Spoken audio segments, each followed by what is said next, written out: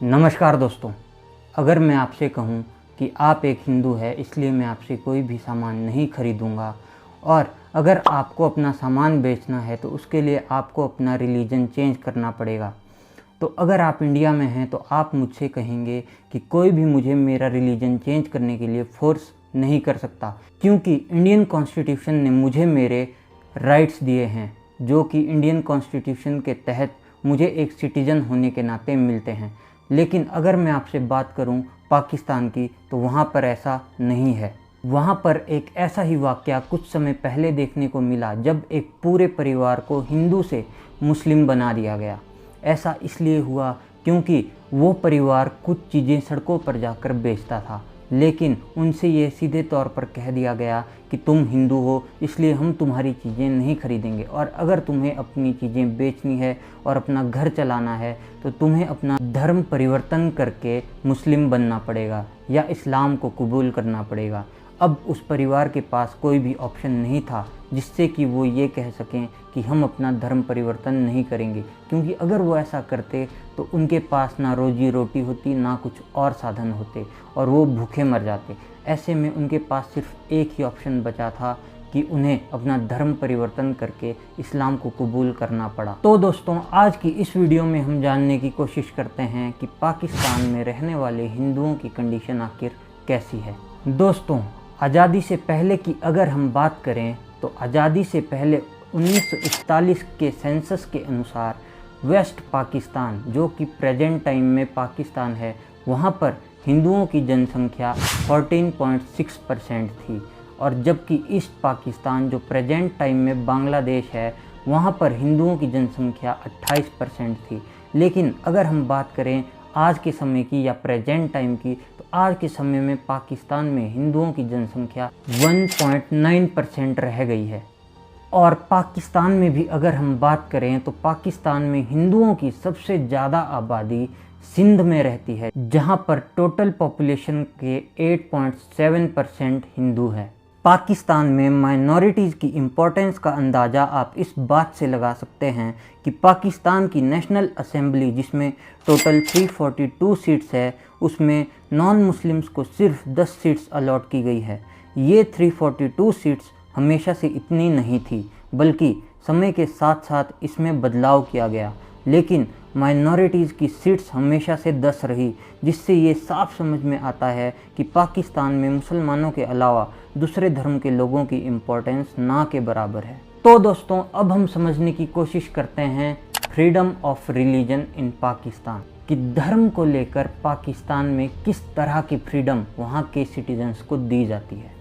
पाकिस्तान में freedom of religion का अंदाज़ा आप इस बात से लगा सकते हैं कि पाकिस्तान के second prime minister Khwaja Najimuddin धर्म को लेकर एक स्टेटमेंट देते हैं, जिसमें वो कहते हैं कि रिलीजन किसी का प्राइवेट अफेयर नहीं है और एक इस्लामिक देश में सभी के पास बराबर अधिकार नहीं है, चाहे उसकी जाति, पंथ या आस्था कुछ भी हो। उनकी इस स्टेटमेंट से ये बात साफ तौर पर समझ में आती है कि पाकिस्तान में सिर्फ एक धर्म विशेष को सारे अधिकार प्राप्त हैं, जबकि बाकी धर्म के लोगों के लिए ये अधिकार बिल्कुल वैसे ही हैं जैसे हाथी के लिए उसके दिखाने के दांत।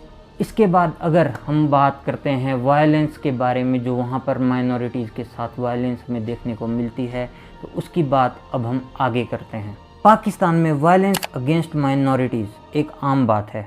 2010 में लाहौर में एक भीषण नरसंहार हमें देखने को मिला, जिसकी निंदा यूनाइटेड नेशंस के सेक्रेटरी जनरल बान की मून ने भी की, और उन्होंने पाकिस्तानी सरकार को सलाह दी कि पाकिस्तानी गवर्नमेंट को माइनॉरिटीज़ की लाइफ को सिक्योर करने के लिए स्टेप्स उठाने चाहिए। इसके अलावा 2006 में लाहौर में एक हिंदू मंदिर को इसलिए तोड़ दिया गया क्योंकि वहाँ पर एक कॉमर्शियल बिल्डिंग का निर्माण किया जाना था, और जब एक Pakistani newspaper the Dawn ने इसे कवर करने की कोशिश की तो उन्हें ऐसा करने नहीं दिया गया और पूरी तरह से इस बात को नकार दिया गया कि वहाँ पर कभी कोई मंदिर भी था।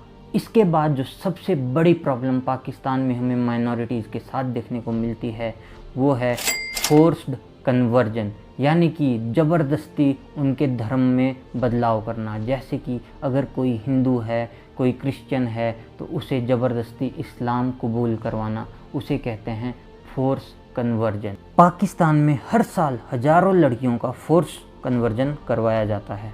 माइनॉरिटीज़ से आने वाली लड़कियों को जबरन किडनैप किया जाता है और उसके बाद ज़बरदस्ती उनको कन्वर्ट किया जाता है। अमरनाथ मोतुमल, जो कि human rights commission of Pakistan में काम करते हैं, वो बताते हैं कि हर महीने 20 से 25 हिंदू लड़कियों को किडनैप किया जाता है। आपने हाल ही में आई एक फिल्म केरला स्टोरी अगर देखी होगी तो आप आसानी से समझ पाएंगे कि किस तरह से ये लोग सामने वाले का ब्रेन वॉश करते हैं, और इसी तरह से हिंदुओं के साथ पाकिस्तान में किया जाता है।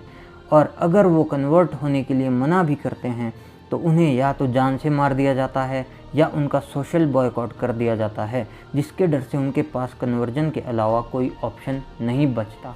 इसके बाद एक पाकिस्तान में बहुत ही फेमस लॉ है जिसका अधिकतर जिक्र नहीं होता।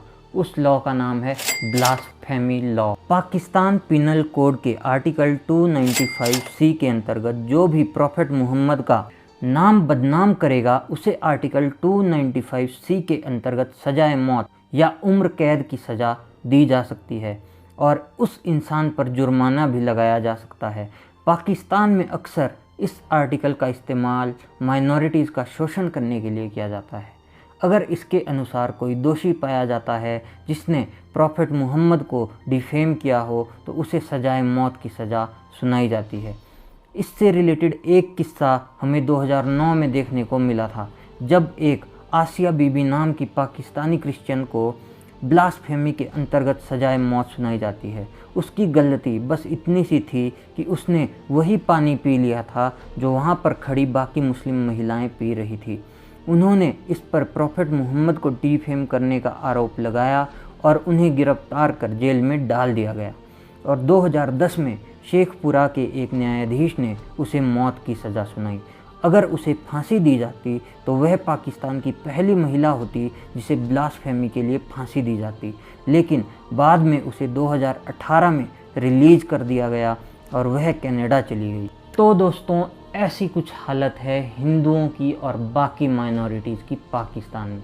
कहने को तो पाकिस्तान एक डेमोक्रेटिक कंट्री है, लेकिन वो अपने सिटीजन्स को बेसिक राइट्स तक नहीं देता, खासकर कि अगर हम बात करें तो माइनॉरिटीज़ को, क्योंकि माइनॉरिटीज़ को वहाँ पर ना के बराबर समझा जाता है। उनका इस्तेमाल सिर्फ वोट लेने के लिए वहाँ के नेता करते हैं, उसके बाद उन्हें उनसे कोई मतलब नहीं है कि उनके साथ क्या हो रहा है, क्या नहीं हो रहा है। यहाँ तक कि उनकी प्रॉब्लम्स तक सुनने वाला कोई नहीं है। तो अब मैं उम्मीद करूँगा कि आपको ये वीडियो पसंद आई होगी। अगर आपको ये वीडियो अच्छी लगी है तो इस वीडियो को अपने दोस्तों के साथ, परिवार के साथ शेयर करें, इस वीडियो को लाइक करें और चैनल को सब्सक्राइब करें। मैं मिलूँगा आपसे बहुत जल्द अगली वीडियो में। तब तक के लिए आपका इस वीडियो को देखने के लिए बहुत बहुत धन्यवाद।